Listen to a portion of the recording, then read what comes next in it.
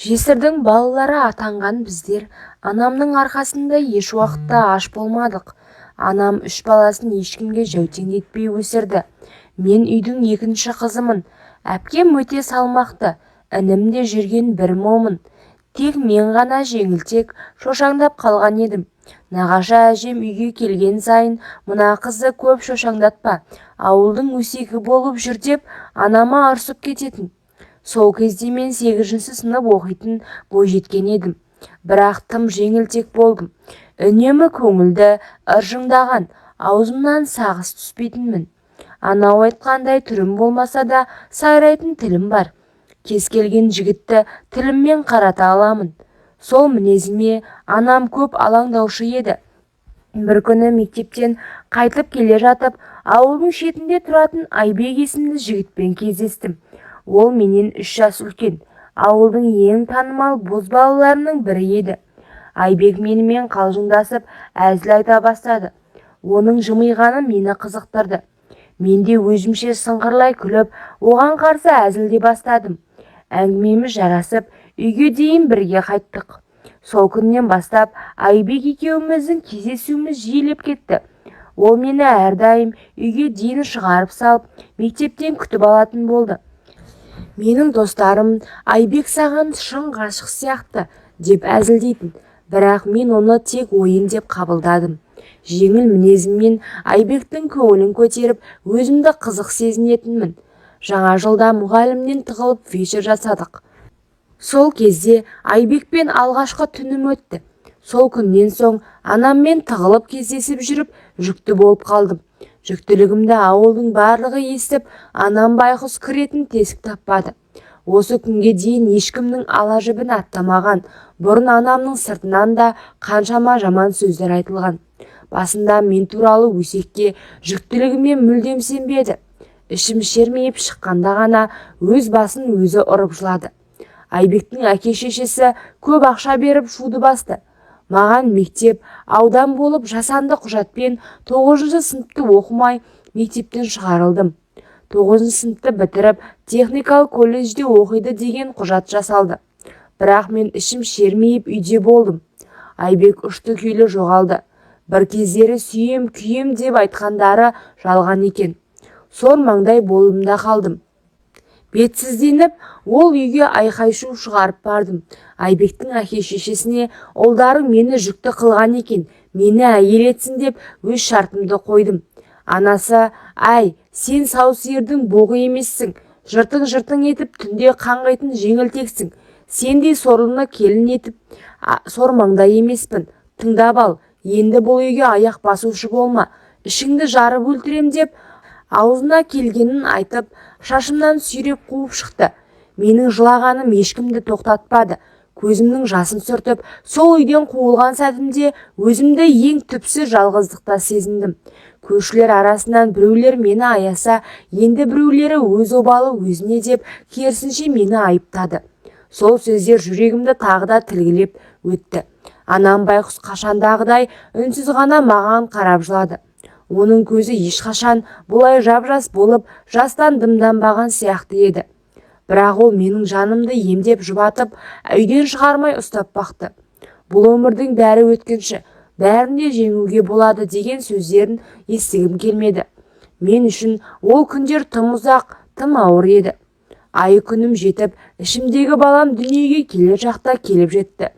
Сол кезде мен бойымды ашу-ызамен толтырып, анама бұл баланы босанғасын детдомға беремін. Өз өмірімді анам алғынның кесірінен құртпаймын деп дүрсе қоя бердім. Анам жаны ұшырып, бұл менің кенжем болады. Оны ешқандай тастамаймын. Барлық құжатты өз атыма жазамын деп немересін өзі алды. Бала дүниеге келген соң мен оны көруге де зауқым болмады. Өзіме қарсы шыққандай болып, ол менің емес, ана жексұрынның баласы деп, өз жүрегімді тастан да қатты қылып алдым. Оны емізбеймін, керек болса өздерің емізіңдер деп, радомда айқайлап жылағанмын. Бірақ анам өз өмірін ұмытып, немересін омырауға сұрап, жалынып жүріп, оған сүтімді бергізді. Сол кездері есіме түссе жылап аламын. Құндақтағы балам жыласа да, мен басқа бөлмеге барып тығылатынмын. Бұл менің емес, тағдырдың маған тастаған ауыр жүгі деп ойлап, сол жүкті жүрегіме жақындатпауға тырыстым. Шақалағым алғаш омырау емгенде омырауым жарылып, шыңғырып, баламды шошытқан ең сорлы ана болдым. Байқұс шешем ғой, жаны шыға ұлым үшін барлық сынға шыдады. Ешкінің сүтін беріп ұлымды адам етті. Ұлым 1 жасқа толғанда Айбек деген сорлы қаладан бір қызға үйленіп ауылға келді. Сондағы қызғанышым ішімді өртеп жіберді. Сол күні оның тойына барып, тағы да көпшіліктің алдында айқай шығардым. Ей мал, мені жүкті етіп, мені жылатып, мына қызға қалай үйленіп жатсың? Құдай саған бала емес, бақа берсін деп, әттең, сенен туған балаңды жетімдер үйіне өткізіп жібере алмадым деп жылап айттым. Бірақ мені тыңдайтын олар ма? Тіпті сөзімді де елемеді. Айбектің құрдастары мені сүйреп алып шықты. Сосын біреуі құшақтап, жүр, қайғыңды басатын жерге барайық деді. Қасындағылар да басымен ымдап жүріңдер дегендей болды. Көлікке менен бөлек ауылдың 6 жігіті бірінің үстіне бірі мінгестіп, ауылдың шетіндегі көлге бардық. Мен ішімнен не болатынын сезіп тұрдым. Бірақ ештеңе, сол күні олардың айтқанына ердім. Олар алдымен жаман су ішкізді, сосын кезек-кезек қалғандарын істеп құмарларын алды. Ал мен мас болсам да бәрін біліп жаттым. Одан кейін де мен өз еркіммен түн батса үйден шығып кететінмін. Ауылдың еркегінің шөлін қандырдым. Тіпті көрші ауылдың жігіттері де қалмады. Тағы да бүкіл ауылға танымал болдым. Білмеймін, неге ол жолға түскенім, не оқу жоқ, не жұмыс жасамаймын. Анам байғұс ұяттан өлетін болды. Мені әбден сабаса да, мен анамды тыңдамадым. Талай рет мас күйімде есіктің алдында сүйретіліп, іш киімсіз еңбектеп жүрдім. Анам еңіреп отырып, өле қалшы, әбден сорымды қайнатып біттің-ау, не сені Құдай алмады деп жылағанда, мен де анама қосылып тілім бұратыла, ертең суға батып өлемін. Ей Құдай, бүгін түннен аман шықпайын, жанымды ала көр, маған бұндай өмір сүру ұнамайды деп солқылдап жылаушы едім. Бірақ ертеңгі түнде тағы да үйден шығып кетіп, әр еркектің ойыншығы болдым. Өзімнен кіші жігіттер де мені пайдаланып, мені жаман деп атап кетті. Олармен жаман су ішіп, есімнен танғанша ішкенім, барлығын ұмытқандай болатынмын. Бірақ ол нәрсе ертеңіне ойыма түссе, тағы да жаман әдетке барамын. Солай жүргенде қатты ауырдым. Инфекция жұқтырдым. Сол кездері мен ауруханаға жаттым. Анамның кенже сіңілісі болды. Сол үйде жатып қалада ем алдым. Сол әпкем мені сүйрегенде психологқа апарды. Менің ішкі күйзелісім ол дәрігердің алдында ғана жазылды деп айта аламын. 6 ай бойы сол дәрігер мені тәнімді емес жанымды емдеді. Әпкеме мың алғыс айтамын.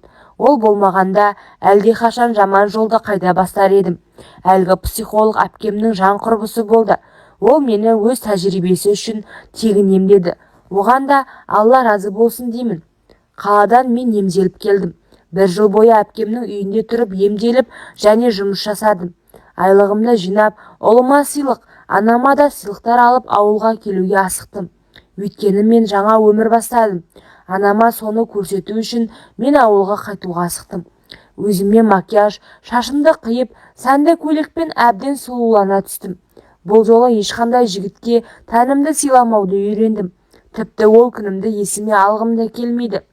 Ауылға баратын автобусқа кіріп келгенде, ауыл адамдардың бәрі маған қарады да өзара өсек бастады. Маған қарама-қарсы отырған еркек екі көзін менен ала алмай артынша ұялып қалды. Ол менен біраз жасқа үлкен екендігі көрініп тұр. Бірақ бір жылылық бейнесінде бар. Оны мен танымадым. Сосын автобус іші тола бастады. Бұрынғы тәнімді пайдаланған ауылдың жігіттерін бірең сараңы мінді. Мені баяғыдай көріп, о көбелегім, құлпырып кетіпсің. Сен кеткелі ауыл қызық емес, кешке шық, келгеніңді тойлаймыз деп бір-біріне мысқылдай күлді. Мен ашуланып, жоғал, менде шаруаларың болмасын деп теріс қарап терезеге қарадым. Жаз ай еді, кешқұрым, адам көп, іште ыстық тар. Өзім шаршап тұрғанмын, көңіл күйім болмай. Автобус ішінде жігіттер шулап күліп, айналаға мазасыздық туғызып жатты. Түнде шық, белый медведь ішеміз, деп сөзбен тиісуін доғармады. Басында мән бермеуге тырыстым. бірақ олар тоқтамады. Тіпті ерсі қылық көрсете бастады. Біреуі артқы жағында сипап өтті. Өзімді ыңғайсыз сезініп жылағым келді. Сол сәтте әлгі жігіт жақындап келді де, жігіттер, қарындасын масасын алмаңыздар деп байсалды, бірақ салмақты үнмен сөйледі. Ол ер адамның дауысы қатты шықпаса да, орнықты әрі сенімді болды. Әлгі жігіттер бірден тынышталып, маған тиісуді қойды. Мен таң қалдым. Бір ауыз сөзбен барлығын орнына қойды. Автобус ауылға жеткенде түсіп бара жатып, сол ер адамның менімен бірге келе жатқанын байқадым. Іштей күдік пайда болды. Бұл адам мені аңдып жүрме деп ойладым. Ақыры шыдамай, сіз мені аңдып келе жатсыз ба, ұялмайсыз ба деп ашулана сұрадым. Ол күлімдеп, жоқ, мен де осы маңда тұрамын ғой деді жай ғана. Сол сәтте өзімнің орынсыз күдігім үшін ұялып кеттім. Ол сабырлы жүзбен қарап тұрды. Бірнеше қадамнан кейін артыма бұрылып қарасам, ол үйіне қарай бұрылып жатыр екен. Сол бір кездесу есімде мәңгі қалды. Бір ауыз сөздің, қарапайым батылдықтың адамдарға қаншалықты үлкен көмек болатынын түсіндім. Анаммен бауырларыммен көрісу сәті жүрегімдегі ең ұмытылмас күндердің бірі еді. Ұлымды алғаш рет құшағыма алып, иісін сезгенде жаным тыныштық тапқандай болды. Анам менің өзгергенімді көріп, қуаныштан көз жасын тия алмады. Сол сәт менің жүрегіме ерекше жылу берді. Келесі күні ұлымды ертіп дүкенге шықтым. Жол бойында ойымда ештеңе жоқ. Келе жатсам, сол жігітті тағы кездестірдім. Бұл жолы оның үстінде шапан мен тақия бар. Бойы тіп-тік, жүзі жылы қарапайым жігіт. Мен бірден таныдым. Ол мені автобуста қорғап қалған жігіт. Бірақ оның имам екенін білмеппін. Сәлемдесіп әңгіме айтуға тырысты. Ал мен ұялып, тек ернімді жыбырлатып амандастым. Өзімді ыңғайсыз сезінгенім сонша ұлымды жетектеп тезірек кетіп қалуға тырыстым. Бірақ жүрегімде ерекше бір сезім оянғанын байқап үлгердім. Анамнан әлгі жігіт туралы сұрадым. Анам оның ауылда туып өскенін, бірақ жас кезінде қари болу үшін сыртқа медресеге кеткенін айтты. Қазір ауылдың имамы екен. Таңертеңгі және кешкі дұғаларды оқып, жұма намаздарын өткізетінін, мешіттің барлық ісімен айналысатынын естідім. Анам ол жігітті мақтап, имандылығын, адалдығын айтқан сайын менің жүрегіме жылулық ұялады. Көп ойландым. Мұндай жігіт мен сияқты қызға қарамайды деп өзімді жұбатуға тырыстым. Бірақ жүрегім оның жақсылығына, тазалығына қызығып, сол жолға бет бұрғысы келіп тұрды. Ақыры өзіме келіп, неге мешітке барып дұға етіп, өмірімді өзгертіп көрмеске деп шештім. Жұма күні таңертең ерекше күйде ояндым.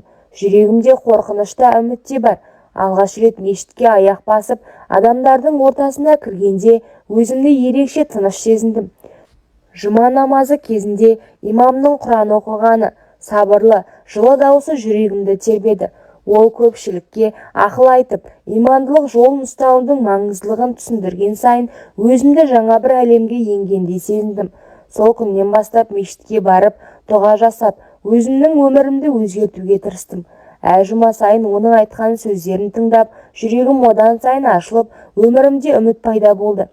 Кейде ол жігітке қараймын да өзімді төмен сезінемін, бірақ оның мейірімді жүзі мен сабырлы мінезі мені алға жетелейді.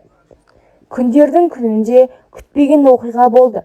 Еш ескертусіз ауылдың имам жігіті туыстарымен үйге менің қолымды сұрап келді. Бұл жағдай мен үшін күтпеген және түсініксіз еді.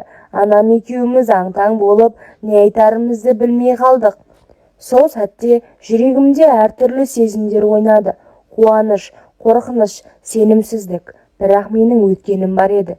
Менің жүрегімде жасырылған ауыр шындық бар еді. Оны айтуға тура келді. Оны жеке шақырып алып, бар батылдығымды жинап, мен сен ойлағандай пәк емеспін. Неге маған құда түсіп келдің деп бастадым да ары қарай айта алмай қалдым. Тамағымда өксік қысып, сөзімнің жалғасын жеткізе алмай қалдым. Ол жігіт менің көзіме тік қарап, жылы жүзбен, мені болашақ жарың ретінде көресің бе? Мен сені өмірлік жарым болады деп келдім. Сені өткен күнде жылатқан жігіт барын, ұлыңның барын да білемін, бірақ мен сені өмір бойы еркелетемін, деді нақты әрі сенімді дауыспен. Осы сөздерден кейін мен көз жасымды тоқтата алмай жылап жібердім. Бірақ бұл жолы көз жасым қуаныштан еді. Жүрегімдегі ауырлықтың орнына сенім, үміт пен махаббат ұялады. Солай біз некемізді қидық. Бірақ ауыл іші бұған бейжай қарамады. Көптеген әңгімелер тарады. Имам жігітті дуала болды. Бұл не деген масқара, басқа қыз құрып қалғандай. Әркімнен қалған тесіктің қай жеріне қызықты екен деп айтушылар да болды. Ата-енем мені алғашында қабылдай алмады. Бірақ менің күйеуім тірегім болды. Барлығына қарсы тұрып мені қорғаштады. Бүгінде біз 6 баланың ата-анасымыз. Мен мешітте қызмет етемін. Күйеуіммен бірге елге имандылықты насихаттап жүрміз. Бірақ ең үлкен балам, менің алғашқы ұлым анамның қолында қалды. Оны өзіммен бірге алайын дегенімде, анам өз баламны ешкімге бермеймін деп үзілді-кесілді бас тартты. Менің өмірімнің бұл тарауы сүрінгендерге сабақ болсын деп баяндап отырмын. Өмірде қаншама қиындық болса да, өзгеремін десең мүмкіндік бар. Адам өзгеремін десе де, өшемін десе де, бәрі өз қолында екен.